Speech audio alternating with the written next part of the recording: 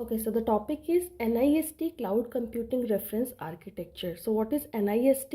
It is National Institute of Standard and Technology. तो ये एक ऑर्गेनाइजेशन है जो अलग अलग तरीके के किसी भी टेक्नोलॉजी में स्टैंडर्ड्स डिज़ाइन करती है. So in this case cloud computing के लिए भी इन्होंने एक स्टैंडर्ड ऑर्गेनाइज किया है, that is cloud computing reference architecture. So you can see यहाँ पर काफ़ी सारी एंटिटीज़ हैं, like cloud consumer, cloud auditor, cloud provider, cloud broker and cloud carrier. So सबसे पहले क्लाउड प्रोवाइडर के अंदर में एक है service orchestration, service cloud service management, security and privacy. So service orchestration के अंदर में भी आपके तीन कंपोनेंट्स हैं. वन इज़ सर्विस लेयर, जिसके अंदर में तीन पार्ट्स हैं: service, software as a service, platform as a service and infrastructure as a service.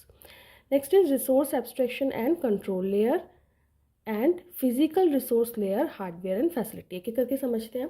So what is physical resource layer? यानी कि physically जो resources हैं like system, servers, ये सारी की सारी चीज़ें आपकी physical resource layer में आएंगी. फिर resource abstraction and control layer, ये क्या है?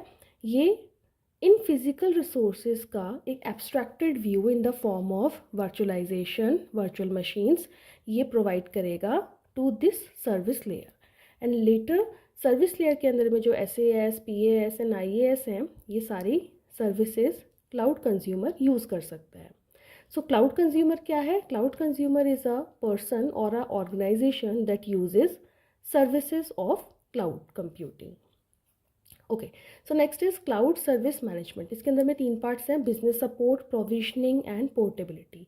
सो बिजनेस सपोर्ट यानी कि अगर अलग अलग organizations cloud computing resources use कर रही हैं तो उसके बिलिंग और किस तरीके से बिजनेस ऑपरेट होगा उसको सपोर्ट करना, ये सारा क्लाउड सर्विस मैनेजमेंट डील करता है. Next is provisioning and configuration. इसके टेक्निकल एस्पेक्ट्स को कैसे क्लाउड कंप्यूटिंग के रिसोर्सेज सेटअप होंगे, ये सारी चीज़ें क्लाउड प्रोविजनिंग एंड कॉन्फ़िगरेशन में आएंगी. Next is portability and interoperability. जो क्लाउड सर्विसेज हैं वो आपस में कैसे इंटरेक्ट करेंगी, ऐप्स एक क्लाउड सर्विस प्रोवाइडर से दूसरे क्लाउड सर्विस प्रोवाइडर पे अगर मूव करानी है तो आप कैसे कर सकते हो. सो this all comes under cloud service management. Next, इसी के अंदर क्लाउड सर्विस प्रोवाइडर के अंदर में एक पार्ट है सिक्योरिटी का और एक पार्ट है प्राइवेसी का. सो सिक्योरिटी यानी कि जब भी आप क्लाउड के अंदर में कोई भी अपना डेटा डाल रहे हो तो सिक्योरिटी मेंटेन रहनी चाहिए. So you have to use so many security algorithms over here so as to protect your data and the data is secure. Next is privacy. Privacy यानी कि कोई भी unauthorized user आपके डेटा को ऐसे ही access ना कर पाए. Only the authorized one have the right to read and use that data. So this is cloud provider.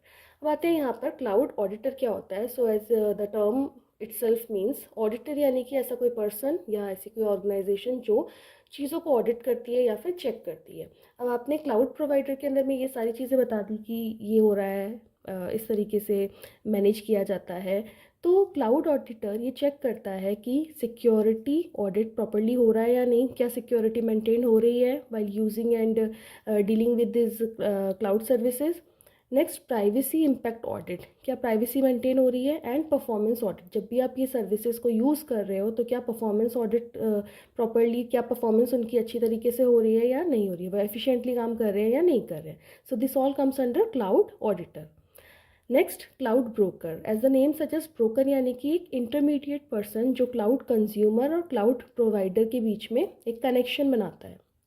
So cloud broker के अंदर में भी हमारे तीन कंपोनेंट्स हैं: service intermediation, service aggregation and service arbitrage.